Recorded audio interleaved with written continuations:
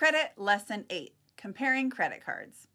In Lesson 6, we told you that you would be targeted by lots of different credit card companies. In this lesson, you're going to learn how to compare credit cards online so that you can make a well-informed decision about which one you want to use. Most credit card comparison websites have the same filters to help you compare credit card features and benefits. Some of the filters you can apply are things like card types, annual fees, bonus offers, travel rewards like airlines or hotel points, and cash back. While those benefits are great, they don't matter if you apply for a card that you don't qualify and end up getting denied. Instead, you want to use the filters to help you narrow your search and compare cards that you'll have a higher chance of getting approved for. When it comes to credit cards, the most important thing is finding a credit card that's right for you. If you're just starting to build your credit, the best credit card for you might be a secured credit card. Once you get some credit history, an unsecured credit card might be your next step.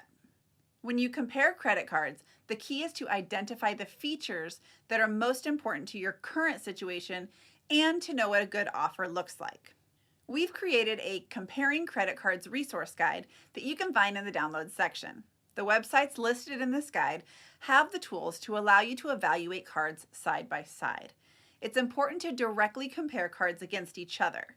You can choose to compare only secured credit cards, or you can put an unsecured credit card up against a secured credit card and see which one appeals to you more. Whatever you do, do not apply for several cards just hoping that one of them will approve you. You're going to want to look for cards that are specifically geared towards helping people with little or no credit. When you apply for credit cards that are designed to help newbies establish credit history, it drastically improves your chances of getting approved. Once you've filtered out the cards you don't qualify for, the next thing you want to do is find a card that doesn't charge an annual fee. The goal is not to pay anything to the credit card companies. Credit cards that are designed to help people with no credit or bad credit always come with crappy interest rates, so that's not going to be something that you're able to filter out. They typically have high interest rates of like 24%, but that doesn't matter because you won't be carrying a balance, right? You're going to pay your credit card off every single month, which means you won't be paying any interest at all. And like I said, the goal is to not pay anything to build your credit. When you apply for an unsecured credit card, just know that they all have specific credit score requirements in order to be approved. Once you narrow down a card that fits your situation, the next step is to go online and search the name of the credit card plus the words credit score required for approval. This will let you know what the credit requirement is in order to be approved. Keep in mind that this does not apply to secured credit cards because most of them don't require a credit check. These types of cards are unique because they give everyone the opportunity to prove themselves regardless of no credit history or bad credit. If you have some credit history and plan on applying for an unsecured credit card, you should always check your credit score and know exactly what your score is before you apply. We recommend downloading the free Credit Karma app so you can access your credit score whenever you log in.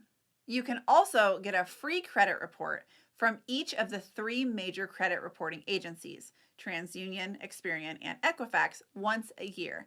We can't stress this enough. Know your credit score before you apply. If you blindly signed up for credit cards and get denied, they show up on your credit report as hard inquiries. Each hard inquiry will cause your score to drop. The more hard inquiries you have that get denied, the faster your credit score is going to go down. That's the opposite effect of what you're trying to achieve.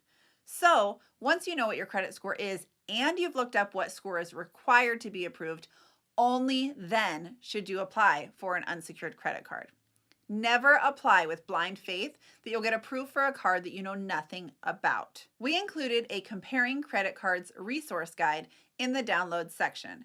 Use those websites to help identify what type of credit card you're most likely to get approved for. In this lesson, we covered online credit card websites and how to use the comparison tools to find the best credit card for your situation. We can't emphasize it enough. You need to know your credit score and always look up the score that is required for that specific card before you apply.